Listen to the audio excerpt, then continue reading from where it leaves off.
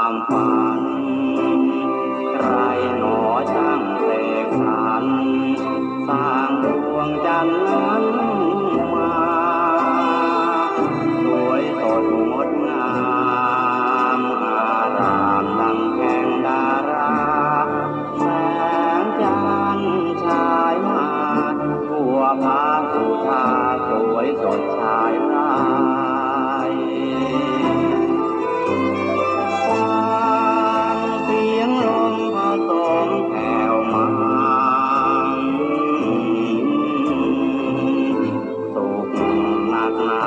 ดังเพลงกล่อมใจ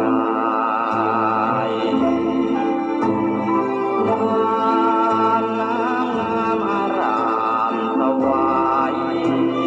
คลื่นน้อยลอยอยู่ไกลรูปลายจูบไปกับลมหน้าน้ำคืนเพ็ญนี้ช่างสุขสันต์แม้มีคู่เพียงฝัน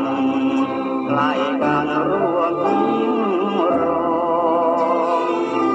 หาสุขได้ปานดังย่านวิมานแห่งพรหมแต่จันทร์สายลมผู้กล่าวผสมชวนชื่นประวี